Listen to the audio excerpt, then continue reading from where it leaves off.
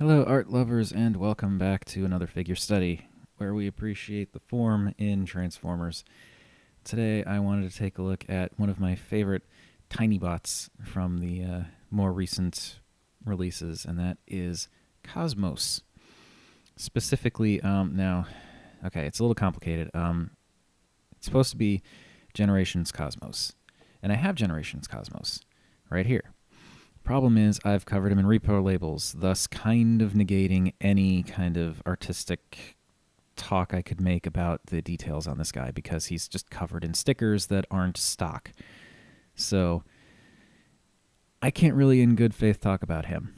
But I can talk about the Takara Robots in Disguise, Transformers Adventure, that's what it was, the Transformers Adventure version. They're the exact same mold, they're just, this one is painted differently than this one. And also this one, the plastic seems a little thinner, which is kind of weird.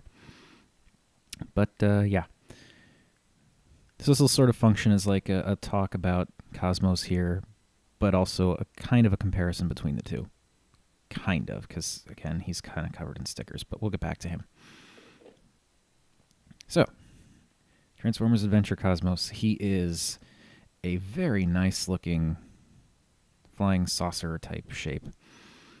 He's very reminiscent of his G1 self, kind of a similar shade. It's got like these nice yellow highlights there. And we fly him in here a little bit. You can kind of make out a little bit more detail in the front, like his windows, and I like this darker partial ring of green going around the outside there. I think that looks really nice. On the underside too, you can see there's like these guns are painted in kind of a gunmetal silverish color. Molding wise, he also looks really nice. He's got these nifty little fins along the outside, which probably don't serve any purpose actually in space, but they look nice. As well as the nice little fin back there, and these engines, and these kind of, I can't tell if those are supposed to be guns or something else. But yeah, there's some really nice detail on this guy. And on the underside too, there's lots of little like panel lines and other details that are just really cool. I really like the look of this flying saucer. It's really neat, and it's it's updated, but it still screams Cosmos to me, which I think is really cool. Now comparing him to this guy, you can see the plastic color is lighter on him, which is fine. But this one I think is a little bit closer to the original. Again, not a huge deal, but the plastic coloring is a little bit lighter on the Generations version. The yellow is about the same, and the overall placement of the details is very similar. A little bit less in the front here. You can kind of see the Takara version has that kind of strip of yellow going all the way down, whereas Hasbro version does not. It's more just going across, but that's okay. The coloring on the underside is pretty much the same for both of them as well. Again, just ignore the stickers. It's just the guns are painted and that's it. Yeah, overall, very similar. But now, we gotta look at the robot mode. Alright, so Transformers Adventure Cosmos / Generations Cosmos in robot mode, and this is where this is the coolest. This really is. He's so tiny and honestly pretty simple, but he is so well designed. I mean, just, from a color standpoint, he's got, the nice green, he's got a little bit of this slightly darker green on the inside there. You can kind of see the yellow there. But then you've got these added bits of yellow that are revealed in the stomach and the pelvis area and the thighs, the inner arms. And I really like how the yellow kind of continues down into the forearms a little bit. And just his silhouette is great. Like, just the fact that, like, the way the UFO kind of breaks apart and forms all the different limbs to the point where the only bit of kibble that he has is what were once the thrusters and the fin on the back of the UFO, but now when they fold down, it looks like a freaking jetpack. Like, this is one of the cleanest transformations out of any of the figures I have in my collection currently. It's really, really impressive. And detail-wise, there's a lot of nice stuff here. Let me adjust. I'm going to try to adjust the light a little bit so that we can get in a little closer here. Detail-wise, you know, there's all of the usual UFO bits that still make for really nice details, but then on the inside you've got like these very nicely molded fists that don't really, you know, they don't move, but they look really nice. You've got the very nice looking bucket head face that is sort of typical. And these, you know, it's nice little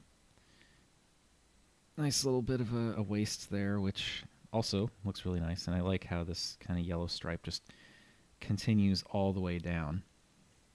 It's very visually interesting. The shoulders are fantastic. They're just these big shoulder pieces that have these nice little yellow highlights. And again, I love how that comes down there. You can see some nice molded detail on the thighs. Again, the stomach has this nice little grill on there. And I mean, honestly, most of him is the UFO, but he just opens up so well. Like, there's even like a little bit of detail in the insides of the shoulders there. There's just so much about this guy that's really cool. And I am so much of a fan that I honestly didn't mind getting him twice, because here's the Generations version, and as you can tell, they're very, very similar. Now, he is covered in stickers, which is, again, why he doesn't really count, and why I'm not really doing this video about him. But you can see he's got kind of a similar thing with the yellow stripe. Like, his stomach is pretty much indistinguishable from the Takara version. They both have that stripe that goes down in the grill. Now, here the pelvis is supposed to be yellow all the way through, but now there's the sticker here.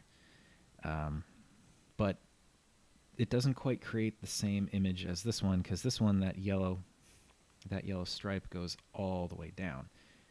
Whereas on the Generations version, it's just a stripe going across here, and then nothing kind of connects this part. So you just kind of have this yellow strip there, which is a nice little bit of detail, but it doesn't create quite that same kind of dynamic look. I also am a little bit, not unhappy, but just disappointed that, you know, here you've got the nice yellow on the shoulders that goes down into the bicep area, and then just green, which it doesn't look bad, but it looks much more visually interesting to me how you've got this continuation of the yellow. But honestly, I mean, either version of Cosmos is just fantastic.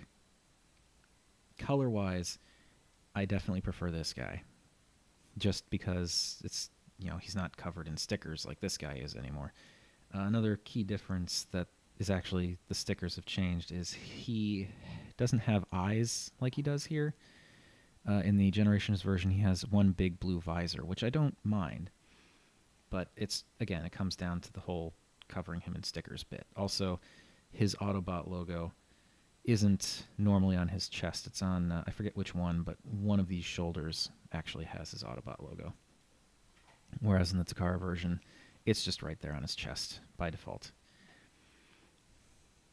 So that's the two of them together. He also comes with payload, little Minicon Target Master guy, which doesn't matter, not for these videos. But yeah, I mean, either one is good. Either one is good. I personally prefer this guy just because of like the slightly darker greens, the additional yellow details, the fact that I don't need stickers to add any more detail to him. But honestly, you can't go wrong with either one. I mean, even the bottoms of his feet have some molded details to them. He's just a super, super cool guy. Even the backs of his legs, like, it shows a little bit there, but like, it's still molded so that you still get these details. It's just, he's tiny. He's actually fairly inexpensive, but he is so cool. I mean, seriously. This guy is like up there in my list of like top favorite figures that I currently own, along with like, Planet X's Vulcan, which is like the masterpiece Cybertron, Fall of Cybertron Grimlock, and other figures that I am not actually talking about yet because I'm going to be doing a video on them soon. But he's just incredible for not just for what he is. He's incredible in general. I mean, he's tiny, but he's super detailed and he's super tightly designed, and he's just got so many great little features on him. It's just he's so neat. He's neat to just look at in either mode, but robot mode especially. But that is, I think, enough gushing. I think that is, for now at least, enough gushing over Transformers Adventure Cosmos. He is very cool, and I would highly recommend, if you can, try and get your hands on him. I'll include a link in the description down there for where I got him on BigBadToyStore.com. They should still have plenty available, and I think he was only like $15, $20, somewhere around there. Totally worth it. In the meantime, feel free to like, comment, subscribe, any combination of those three. I would greatly appreciate it, but I will love you anyway if you don't do any of them. It's okay.